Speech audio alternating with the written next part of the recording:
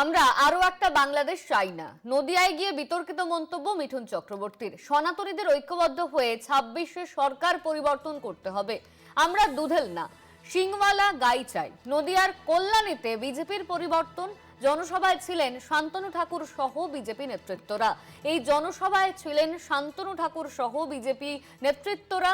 ইতিমধ্যেই মিঠুন চক্রবর্তীর এই প্রতিক্রিয়া। সনাতনীদের ঐক্যবদ্ধ হওয়ার বার্তা দিয়েছেন মিঠুন চক্রবর্তী। 26-এ সরকার পরিবর্তন করতে হবে, আমরা দুধেল না, সিংওয়ালা গাই চাই। নদিয়ার কল্যাণীতে বিজেপির পরিবর্তন জনসভায় ছিলেন শান্তনু ঠাকুর সহ বিজেপি নেতৃত্ব।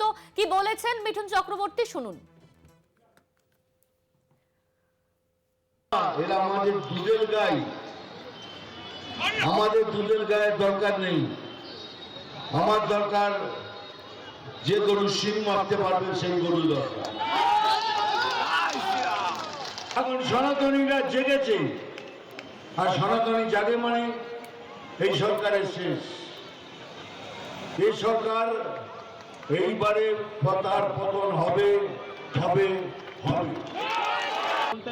আমাদের হিন্দু বাঙালিদের কোন দেশ আছে, কোন স্টেট আছে যেখানে আমরা চলে যাব? অন্যদের কিন্তু অনেক দেশ আছে, তারা নিয়ে নেবে, আমরা কোথায় যাব?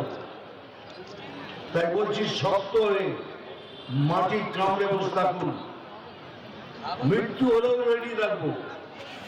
আমি যেমন বলছি, আমার শরীরের শেষ রক্ত অবধি এটা বাংলাদেশ হবে না।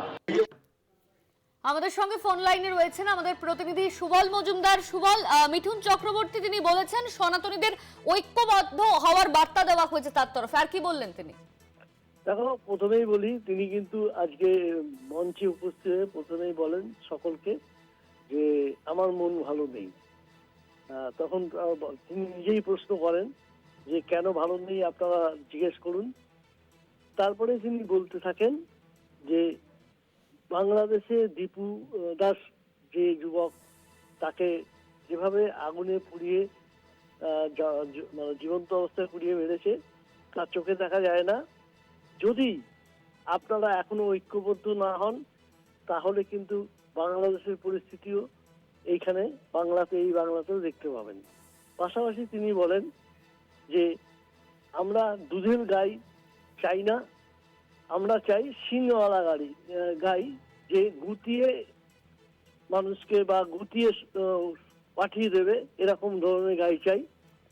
এই মন্তব্য তিনি ওই মঞ্চ থেকেই করেন এবং তিনি বলেন সনাতনীদের এই সময় এসেছে একদম ঐক্যবদ্ধ হয়ে, বিশেষ করে হিন্দুরা ঐক্যবদ্ধ না হলে কিন্তু সামনে আরো বিপদ আসবে। এইভাবেই তিনি মন্তব্য করেছেন। অনন্যা, ধন্যবাদ তোমার সুবল। আমাদের সঙ্গে ফোন লাইনে ছিলেন আমাদের প্রতিনিধি সুবল মজুমদার।